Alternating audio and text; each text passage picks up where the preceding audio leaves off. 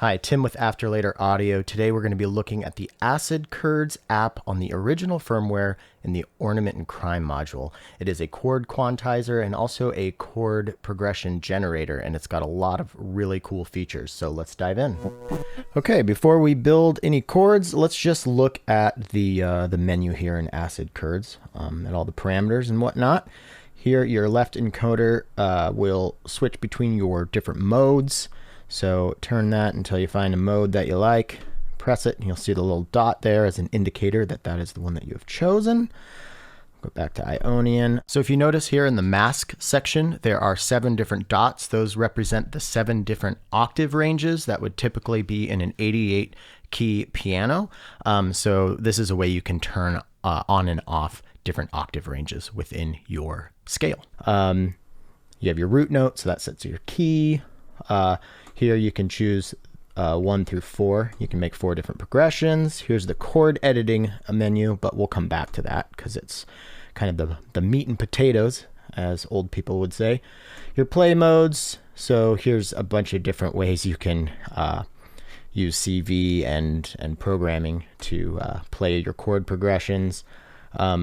Direction, forward, reverse, pendulum 1 and 2, random, and Brownian probability. Your transposition, your octave, your CV source. That's mostly, it says CV2 here, so that's going to be the CV in for the sample and hold mode, and then it's also going to be the CV in to change the bass or root note of each chord within your progression. Yeah, your chord trigger source. So again, in sample and hold mode, that's just the sample and hold input. So that's just kind of keeping things going. And then once you build a chord progression, you can just use that to move on through it. And then you can add a trigger delay. And then pushing this down button goes into your CV assigning menu. But we will talk about that later. Let's start with the quickest, easiest way to get a nice chord progression out of Acid Curds. First, what you want to do is get all your oscillators tuned up together. So I've got a knit and a beehive, which are both smaller versions of Platts, and then 2 of our Bosk oscillators. I'm coming out of the saw outputs on those.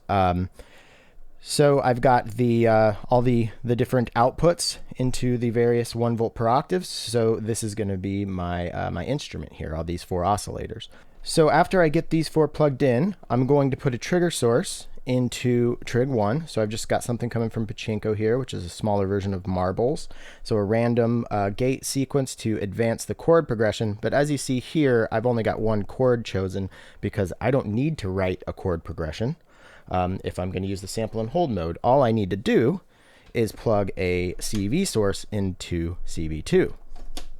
So let's take that out really quick. So nothing's happening. But now when I put the CV source in, and you can hear it's going pretty high, it's kind of all over the place. This will not be the first time I say this during this video, but I think when you're using the CV ends, it's very useful to have some sort of an attenuator for these signals. So I'm going to send that same voltage to our blend and just attenuate it a little bit, and then I'm going to put that into our CV2.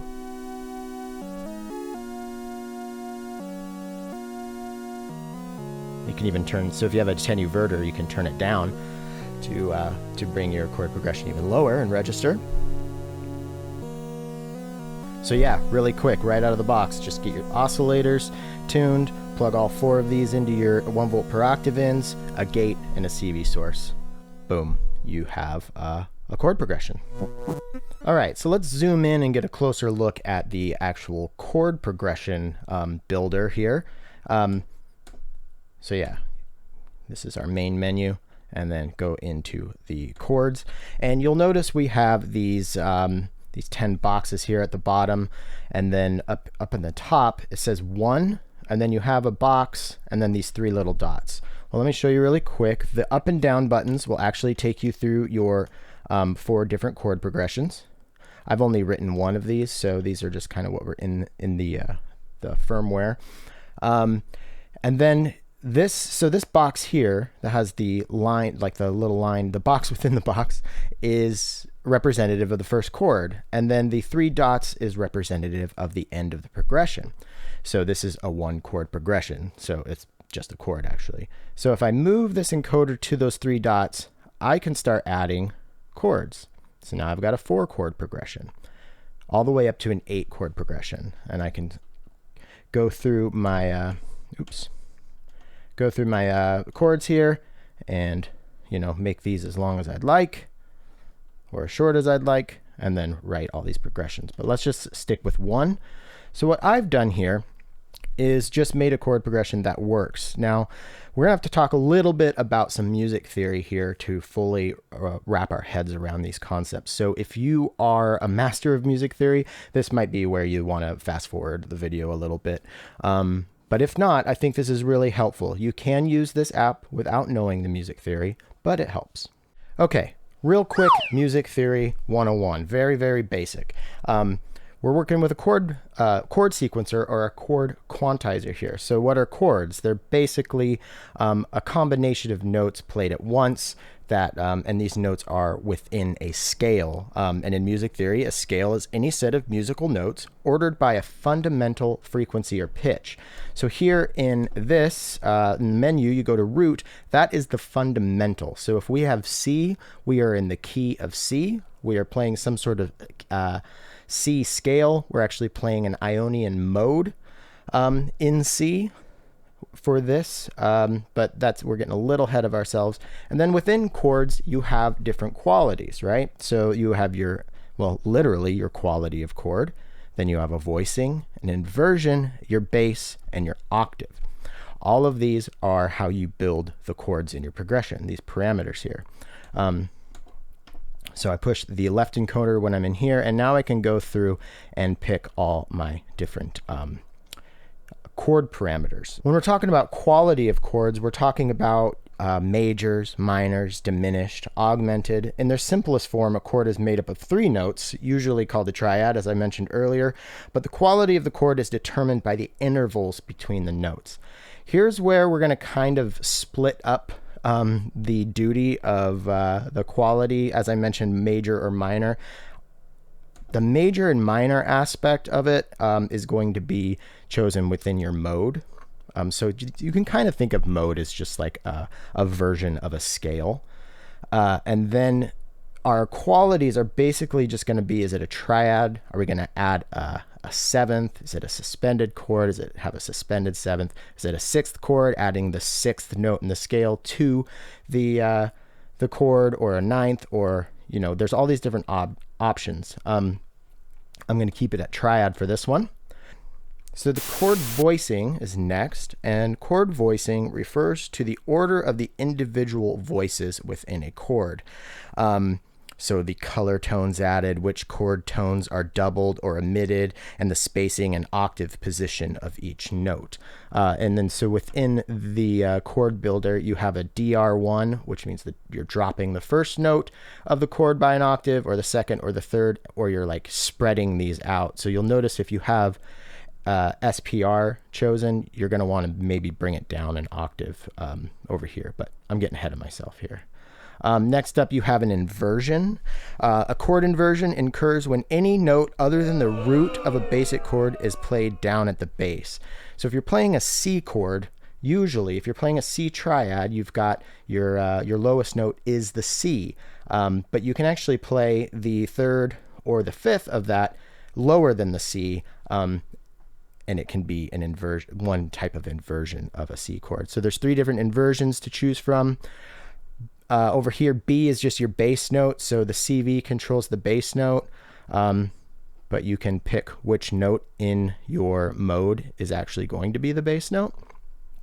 And then, of course, your octave.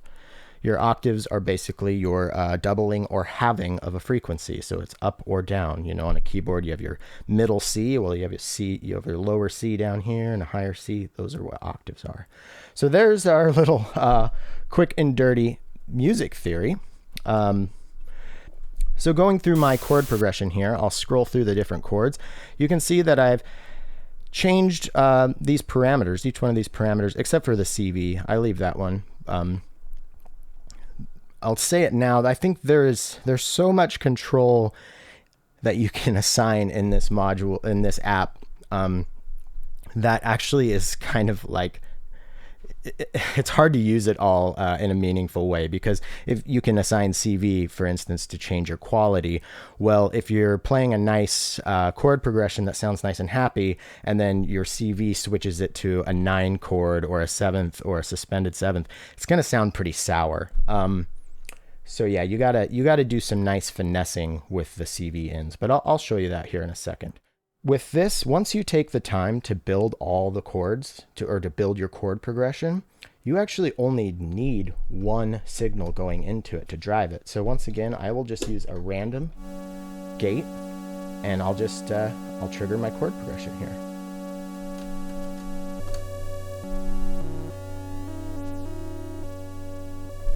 All right, let's talk about assigning some CV now.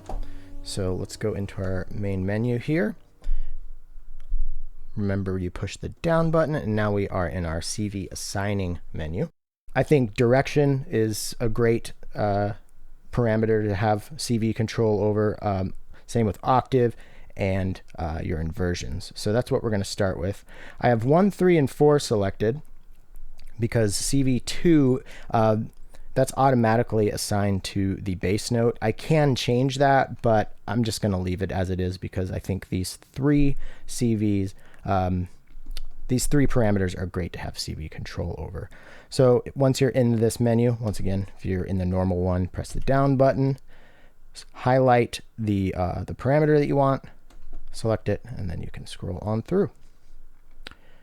So let's just go into our screensaver here. Let's turn up our chord progression. And let's put some of this random voltage from Pachinko into the direction CV in. Now you'll notice I have it running into an attenuator. I think you probably need to attenuate most of the CV signals that you're sending in here, because here, if I turn it all the way up, this is basically unattenuated. You're just having changes too often, and especially with direction, you're kind of getting caught in between like just a few chords, and you're not working your way through the whole thing. See, we've been in the first 4 chords for a while. It's just too rapid of a change, so I like to dial that down, because now we're moving through the chord progression, but every once in a while we get a step back or a few steps back, and it gives you that kind of generative or semi-random feel. And now I'm going to take the another random voltage here and put it into the CV4, I believe is what I have for octave. Yeah, I'll put that in the CV4. You'll notice I have it actually attenuverted into the negative range. I think it just sounds better going a little low, but once again, if you have this too high, it's just, I don't know, it's a little too abrupt of changes. I don't think it works very well musically if you have it up too high. So attenuating or attenuverting that is the way to go, I think. And then finally, I'll use the blended output of those 2 voltages, and I'm going to put that into the inversion, and now listen to the difference.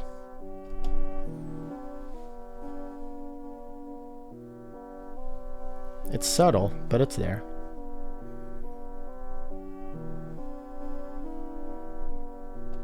Maybe we'll also, let's see here. Let's do the voicing as well. Let's put, let's see, CV1 into voicing.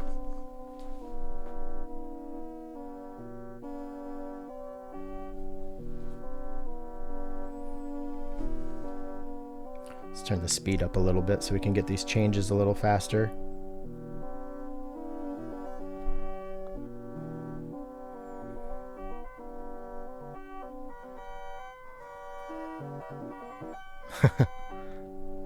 So a little too intense there.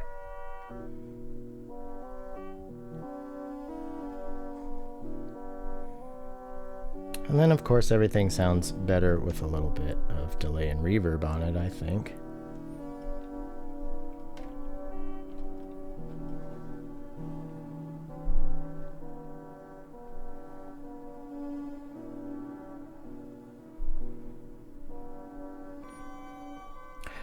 Also, having your CV sources going into an attenuverter allows you to have some playability over it.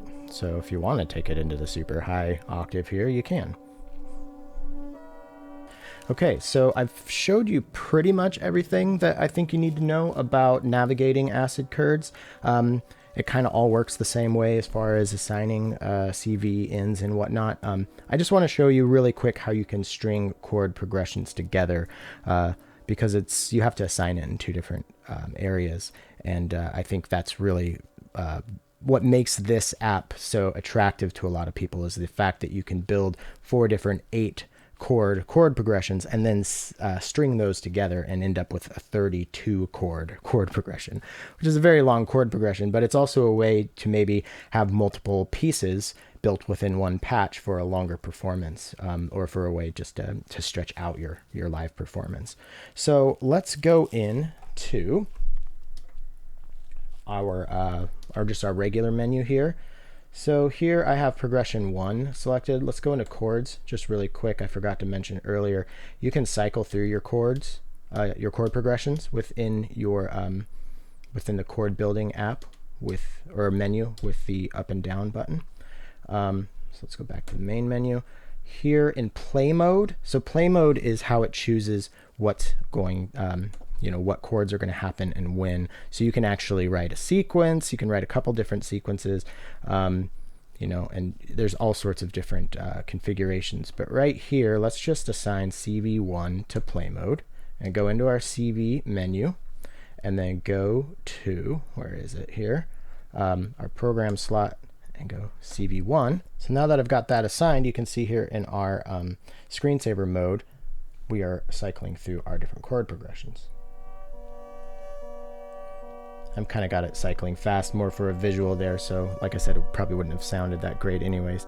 But yeah, you can move around the different chord progressions and have them sequenced in different ways. And again, if you write a specific sequence for how to change between these, you can get into that generative semi-random area, but still retain some familiarity within the melody or chord progression, which I think is very engaging for the listener. So with all that said, you should be in pretty good shape to hit the ground running with Acid Curds. So yeah, I hope you found this video helpful. If you have any other apps within either of the Ornament and Crime firmwares that you would like me to demo here, maybe sound off in the comments and we can get to that in the future. Thanks for watching.